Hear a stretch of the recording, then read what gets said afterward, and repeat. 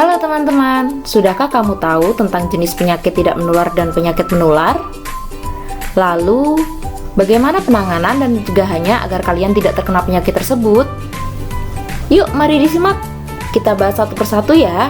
Yang pertama kita akan bahas adalah tentang penyakit tidak menular. Penyakit tidak menular pertama yang akan kita bahas adalah penyakit asma. Tahukah kamu tentang penyakit asma? Asma disebabkan oleh reaksi berlebihan saluran nafas bila terkena debu, asap, udara dingin, virus, makanan, dan lain sebagainya. Penyakit ini ditandai dengan sesak nafas dan nafas berbunyi atau yang biasa disebut dengan bengek atau mengih. Ingat ya, asma tidak menular. Nah, cara mencegah serangan asma, yang pertama, hindari orang yang sedang batuk pilek. Yang kedua, hindari penyebab asma yang berbeda-beda pada setiap orang. Misalnya, asap, debu, bulu, makanan yang merangsang alergi, udara dingin, dan lain sebagainya. Penyakit tidak menular yang kedua adalah tentang epilepsi. Kamu pernah dengar tentang penyakit epilepsi? Epilepsi itu juga dikenal dengan istilah ayan. Epilepsi adalah kejang yang tiba-tiba terjadi tanpa didahului demam dan terjadi karena ada kelainan otak akibat infeksi atau penyebab lain. Penyakit ini tidak menular ya, dan juga bukan penyakit turunan atau karena guna-guna. Ada nggak sih bahaya epilepsi itu? Tentu, bila kejang tiba-tiba terjadi di tempat yang berbahaya, misalnya di atas tangga, di dekat api, di dekat kaca atau cermin, di jalan raya, di dekat kolam, atau yang lainnya yang dapat membahayakan keselamatan diri. Lalu, bagaimana penanganan serangan epilepsi itu? Yang pertama, baringkan miring di tempat yang nyaman, teduh, sejuk, dengan sirkulasi udara yang cukup. Yang kedua, lepas kacamata, jaket, ikat pinggang, dan sepatu.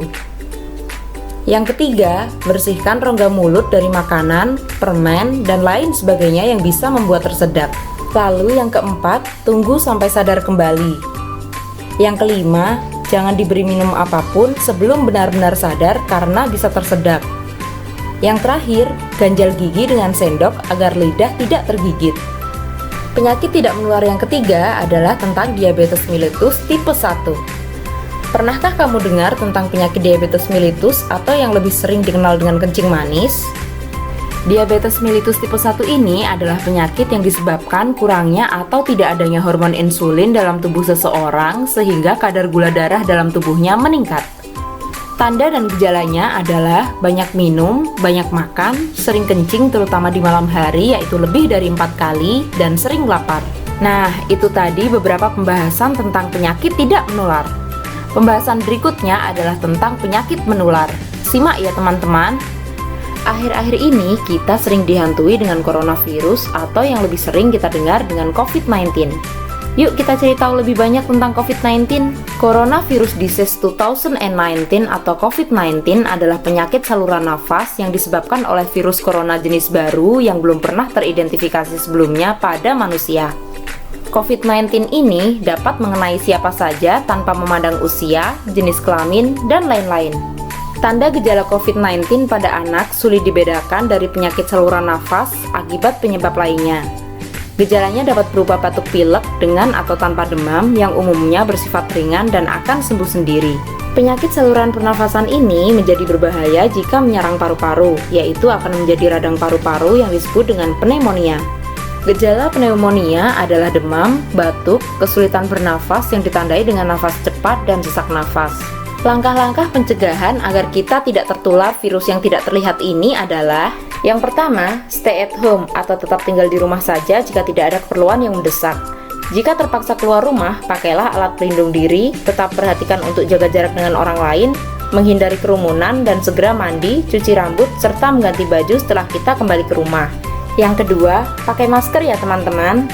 Memakai masker saat di luar rumah berfungsi mencegah penularan melalui batuk dan bersin. Perhatikan cara pakai masker yang betul ya. Caranya adalah cuci tangan dahulu sebelum dan sesudah memakai masker. Lalu, pakai masker dan pastikan masker menutup mulut, hidung, dan dagu. Hindari menyentuh masker saat memakainya. Cucilah tangan jika tidak sengaja tanganmu menyentuh masker. Saat melepas masker, cukup hanya dengan menyentuh talinya saja. Lalu, buang jika itu masker sekali pakai atau letakkan masker di tempat tertutup untuk dicuci jika menggunakan masker kain. Ingat, ganti masker jika sudah 4 jam dipakai ya. Nah, ini nih yang gak kalah penting. Biasakanlah cuci tangan dengan sabun dan air bersih mengalir sesering mungkin sebelum dan setelah melakukan kegiatan atau memegang sesuatu. Misalnya, sebelum dan setelah makan, setelah buang air, sebelum dan setelah bermain, setelah menyentuh binatang, dan lain-lain. Penggunaan hand sanitizer hanyalah alternatif jika tidak tersedia air mengalir dan sabun, misalnya saat kamu jauh dari sarana cuci tangan. Selanjutnya, hindari kebiasaan menyentuh mata, hidung, dan mulut sebelum mencuci tangan dengan sabun dan air mengalir. Masih ingat kan cara mencuci tangan dengan baik dan benar? Ayo simak kembali video sebelumnya tentang perilaku hidup bersih dan sehat. Selain itu, jangan lupa untuk membersihkan benda-benda yang sering disentuh dengan cairan desinfektan.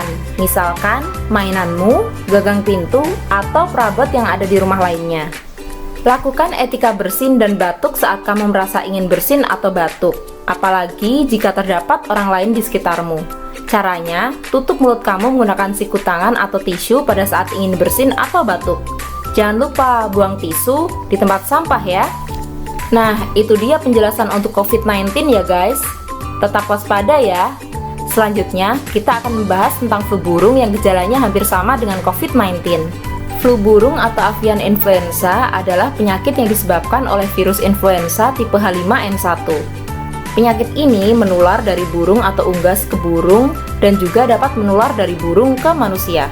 Apa tanda-tanda bahaya yang harus diperhatikan? Yang pertama, bila batuk disertai demam tinggi dan sesak nafas, segeralah berobat ke sarana kesehatan terdekat. Yang kedua, bila di sekitarnya ada ayam atau burung yang mati mendadak, segera lapor ke ketua RT. Yang ketiga, bila dalam 3 hari semakin parah, segeralah berobat ke sarana kesehatan yang terdekat. Pesan untuk kalian, cara mencegah batuk pilek adalah ingatkan orang yang sedang batuk pilek untuk memakai masker dan pakailah masker jika kamu sendiri yang batuk atau pilek. Lalu, segera cuci tangan dengan sabun dan air mengalir setelah menutup hidung dan mulut ketika batuk pilek atau setelah bersalaman. Penyakit menular yang kedua adalah diare atau mencret. Diare disebabkan oleh makanan atau minuman yang tercemar bakteri, virus, jamur, dan racun. Diare mengakibatkan kekurangan cairan tubuh dan juga dapat mengganggu aktivitas sehari-hari termasuk belajar. Diare juga mudah menularkan ke orang lain di sekitarnya, bahkan dapat mengakibatkan kematian. Pertolongan pertama pada diare adalah minumlah air yang banyak, bisa air putih, teh, atau kuah sayur. Minumlah Oralit 1 bungkus yang dilarutkan ke dalam air matang sebanyak 200 cc. Tetaplah makan dan minum.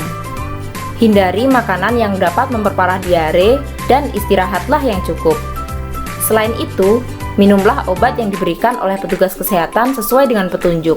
Pesan utama untuk kalian dalam mencegah diare adalah biasakan cuci tangan pakai sabun dan air mengalir sesudah bermain serta sebelum makan dan minum. Gunakan alat makan dan minum yang bersih. Jangan membeli makanan di tempat yang kotor. Menutup minuman dan makanan agar tidak dihinggapi serangga.